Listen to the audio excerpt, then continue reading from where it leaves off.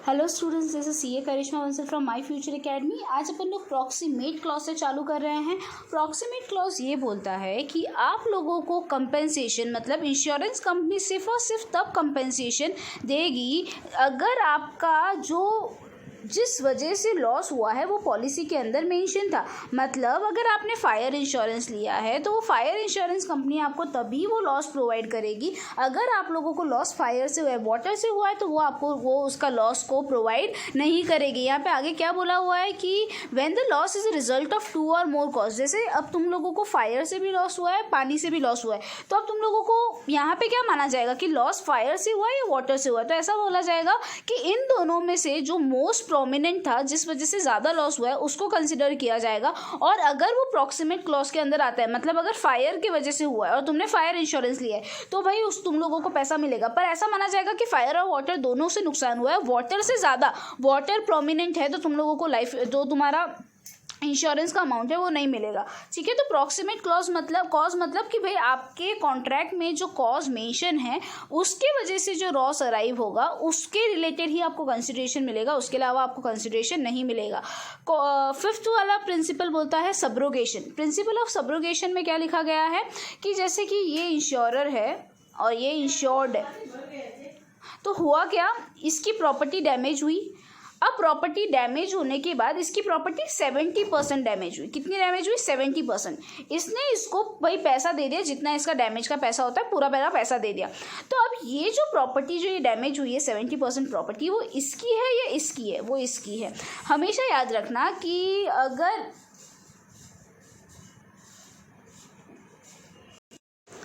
क्या याद रखेंगे कि अगर तुम लोगों का जो भी लॉस हुआ है उसके लिए तुमको कंपेंसेशन मिल गया है, उसके लिए तुमको रिकवरी मिल गई है, तो जिस प्रॉपर्टी रिलेटेड इंश्योरेंस कंपनी ने तुम लोगों को क्या प्रोवाइड किया है, तुम लोगों को पैसा प्रोवाइड किया है, अब वो प्रॉपर्टी इंश्योरेंस कंपनी की हो गई और उसको बेच के जो भी पैसा मिलेगा वो किसका हो जाएगा? इंश्योरेंस कंपनी का हो जाएगा। तो इसको बोलते हैं प्रिंसिपल ऑफ सब्रोगेशन। देखो ये लाइन पढ़ लेना। This is because the insured should not be allowed to make any profit by selling damage property और in case of loss property being recovered. क्या बोल रहे हैं कि भाई अगर ना ये लोग इस प्रॉपर्टी को अपने कब्जे में नहीं करते तो होता क्या है, वो इंश्योरेंस कंपनी से भी 70% रिकवर कर देता है और बच्चा कुछ प्रॉपर्टी से भी 30% रिकवर कर देता है। तो एक साइड से देखे तो उसको तो ऑब्वियस फायदा हो रहा है। तो ऐसा बोल रहे हैं कि कभी भी कोई भी इंश्योरेंस वाले बंदे को इंश्योरेंस से सिर्फ लॉस रिकवर होना चाहिए, उसको प्रॉफिट नहीं होना चाहिए। तो सब्रोगेशन क्लॉज इसीलिए लगाया जाता है ताकि जो उसको लॉस हुआ है वो रिकवर हो गया, उसके बाद उसको वापस कोई प्रॉफिट ना हो एक्स्ट्रा सामान को बेच के। कंट्रीब्यूशन मतलब ये बंदा है, इसने 2 लोगों से इंश्योरेंस करवाया, एक इस कंपनी से एक इस कंपनी से। फायर हुआ, इसने इस बंदे को कॉल किया कि भाई मेरे को इंश्योरेंस दे। तो ये बंदा इस बंदे को बोल सकता है कि अपन दोनों ने मिलके इसको इंश्योरेंस प्रोवाइड किया था, तो अपन दोनों को मिलके इसको क्या करना है, इसके लॉस को कंपेंसेट करवाना है। तो एक बार रीड कर लेते हैं। As per this principle it is the right of an insurer who has paid claim under insurance to call upon other liable insurer to contribute for the loss of the payment. It implies that in case of double insurance, जब double insurance लिया जाए तो insurer अपना share of loss उस proportion में ही देगा जितना उसको देना है, और वो दूसरे वाले बंदे को बुला सकता है, बोल सकता है कि भाई ये अमाउंट तेरे को पे करनी है, तू तेरा अमाउंट पे कर, मैं मेरा अमाउंट पे करूंगा। 8th क्लॉज बोलता है, 8th प्रिंसिपल बोलता है मिटिगेशन प्रिंसिपल क्या बोलता है? मिटिगेशन प्रिंसिपल ये बोलता है कि आपके घर में जब आग लग रही है तो ऐसा नहीं आप आग लगने दीजिए, आप जो सामान बचा सकते हैं वो सामान आपको बचाना है। मतलब जब भी एक बंदे को लॉस हो रहा है तो इसका मतलब ये नहीं वो लॉस होने दे, उसको थोड़ा रीजनेबली काम करना है, उसको ये ट्राई करना है कि वो लॉस को कैसे मिनिमाइज कर सकता है। तो मिटिगेशन क्लॉज ये बोलता है अगर आप लोगों ने जानबूझ के प्रॉपर्टी को जलने दिया और आपने देखा भी नहीं कि ये सामान बच सकता था अगर आप ट्राई करते, और इंश्योरेंस कंपनी को ये चीज़ पता चल गई, तो वो आपका क्लेम एक्सेप्ट नहीं करेगी। वो बोलेगी ये तो तुम लोगों ने जानबूझ के नहीं बचाया क्योंकि तुमको इंश्योरेंस चाहिए था। तो हमेशा याद रखना आपको प्रूडेंट होना पड़ता है, मतलब लॉजिकल और रीजनेबल रहना पड़ता है। अगर आप कोई सामान बचा सकते हैं, अगर आप लॉस कम कर सकते हैं तो आपको वो लॉस को कम करना पड़ेगा। आते हैं टाइप ऑफ इंश्योरेंस पे। ऐसा बोल रहे हैं अपने यहाँ पे अलग अलग टाइप के इंश्योरेंस होते हैं। एक है लाइफ इंश्योरेंस है और एक तुम्हारा जनरल इंश्योरेंस है। लाइफ इंश्योरेंस में जिसमें एक इंडिविजुअल की लाइफ के रिलेटेड, एक बंदे के, एक ह्यूमन का इंश्योरेंस होता है। जनरल इंश्योरेंस में प्रॉपर्टी का और ये सब का इंश्योरेंस होता है, ठीक है। जनरल इंश्योरेंस में मरीन इंश्योरेंस होता है, फायर इंश्योरेंस होता है, अदर इंश्योरेंसेज में बल्गेरी, कैटल, क्रॉप, स्पोर्ट्स, ऐसे करके अलग अलग तुम्हारे क्या है इंश्योरेंसेज है। सबसे पहले अपन आज लाइफ इंश्योरेंस के बारे में कुछ चीज़ें पढ़ते हैं। लाइफ इंश्योरेंस में क्या बोला गया कि लाइफ इतनी ज़्यादा अनसर्टेन है कि इंडिविजुअल को ऐसा डाउट रहता है कि यार मेरे मरने के बाद जो मेरी फैमिली मेरे ऊपर डिपेंडेंट है उनको कौन पैसा देगा, वो किस तरह से कमाएगी। तो इस वजह से ये लाइफ इंश्योरेंस पॉलिसी लाई गई। इसमें क्या होता है ना, अगर कोई बंदा लाइफ इंश्योरेंस पॉलिसी लेता है और उसकी एक पॉइंट के बाद डेथ हो जाती है, वो हर महीने कुछ प्रीमियम भर रहा था, तो उसकी डेथ के बाद उसकी जो फैमिली है, उसके जो डिपेंडेंट लोग हैं, उसको क्या मिल जाता है, उन लोगों को एक पर्टिकुलर अमाउंट मिल जाती है, वो उस हिसाब से अपनी ज़िंदगी बिता सकते हैं। देखो यहाँ से पढ़ते हैं, लाइफ इंश्योरेंस में भी defined as contract in which insurer in consideration of certain premium either in lump sum और by other periodical payment agree to pay the assured or to the person for whom benefit the policy is taken the assured sum of money on happening of specified event contingent on the human life और expiry of certain period. क्या बोल रहे हैं कि life insurance में भाई एक बंदा दूसरे बंदे को प्रॉमिस करता है कि तू मुझे प्रीमियम पे कर, फिर मैं तुझे जो भी तेरी डेथ हो जाएगी या एक अमाउंट ऑफ टाइम खत्म हो जाएगा, मतलब तूने बोला कि 60 साल बाद मुझे पेमेंट चाहिए, या फिर तू मरे या फिर 60 साल, दोनों में से जो भी चीज़ होगी मैं उस पॉइंट पे तेरे को क्या दे दूंगा, तेरे को या तेरी फैमिली को पैसा दे दूंगा। तो ये प्रॉमिस को हम लोग क्या बोलते हैं, लाइफ इंश्योरेंस का ये पूरा कॉन्ट्रैक्ट इस तरह से चलता है।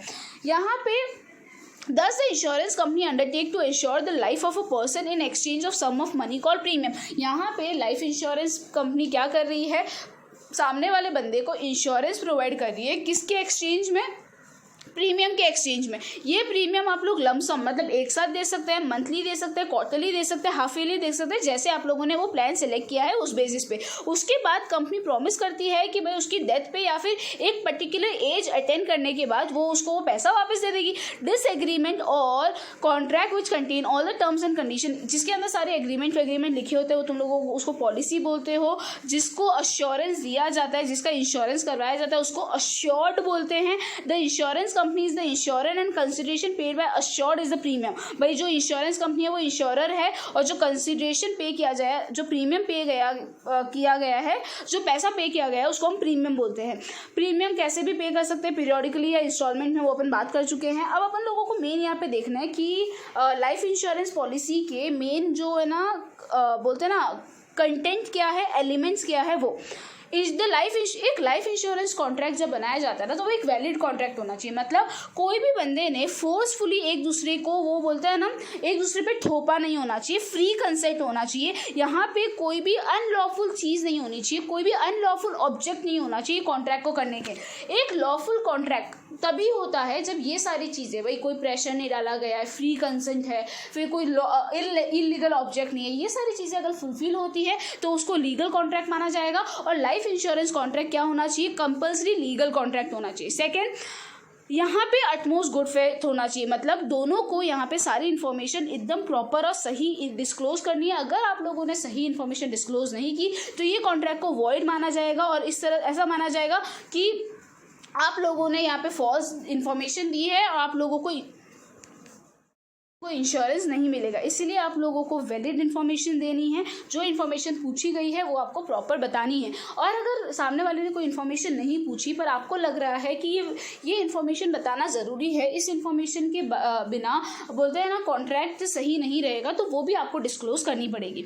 In insurance the insured must have insurable interest. अरे भाई ये तो तुमको पता ही है, इंश्योरेबल इंटरेस्ट होना चाहिए इंश्योरेंस के अंदर। मतलब जैसे कि अगर मैंने किसी की लाइफ के लिए इंश्योरेंस लिया, तो वो जिस बंदे की लाइफ पे इंश्योरेंस ले रही हूँ उसके मरने की वजह से मुझे कुछ लॉस होना चाहिए। जैसे कि एक क्रेडिटर अगर एक डेटर पे इंश्योरेंस लेता है, एक क्रेडिटर है, इसने इसको 50 लाख रुपए दिए हुए हैं, अगर मैं इसके ऊपर इंश्योरेंस लेता हूँ तो यार मैं इसीलिए इंश्योरेंस ले रहा हूँ क्योंकि अगर ये मर गया तो मेरे को 50 लाख का लॉस हो जाएगा, तो मतलब मेरा इसके अंदर इंश्योरेबल इंटरेस्ट है। अगर एक फादर एक चिल्ड्रन के लिए इंश्योरेंस लेते हैं तो वो भी उनके लिए इंश्योरेबल इंटरेस्ट है। अगर एक बंदा खुद के लिए भी इंश्योरेंस लेता है तो उसमें भी इंश्योरेबल इंटरेस्ट है। क्या इंश्योरेबल इंटरेस्ट है, उसको ये कंसर्न है मेरे मरने के बाद मेरी फैमिली का क्या होगा, तो इस वजह से ये सारी चीज़ें तुम्हारी इंश्योरेंस में कवर होगी। Life insurance contract is not a contract of indemnity. Life insurance contract indemnity का कॉन्ट्रैक्ट नहीं है। ऐसा नहीं कि जितना लॉस हुआ उतना पे करो। अरे यार, आपको लाइफ में कितना लॉस हुआ आप कैसे बता सकते हैं? क्योंकि लाइफ को मेजर करना इम्पॉसिबल है यहाँ पे, इसीलिए पहले से एक फिक्स अमाउंट बता दी जाती है कि भाई तेरे मरने के बाद 2 करोड़ रुपए तेरे बच्चों को मिल जाएंगे। तो यहाँ पे भाई मेजर नहीं किया जाता कि कितना लॉस हुआ, ये क्योंकि यहाँ पे इंडेमनिटी का प्रिंसिपल एप्लीकेबल ही नहीं है। इंडेमनिटी का प्रिंसिपल मतलब जितना लॉस हुआ उतना पैसा मिलेगा। अरे भाई, लाइफ से कितना लॉस हुआ हमको क्या पता? इसीलिए यहाँ पे एक fix sum of amount fix होती है कि तेरे मरने के बाद या तू इतनी एज पे पहुंच जाएगा, उसके बाद तेरे को इतना पैसा है, तेरे बच्चे को इतना पैसा मिल जाएगा। ठीक है स्टूडेंट्स, यहाँ पे ये खत्म हुआ types of life insurance policy, और फायर इंश्योरेंस अपन कल से चालू करेंगे।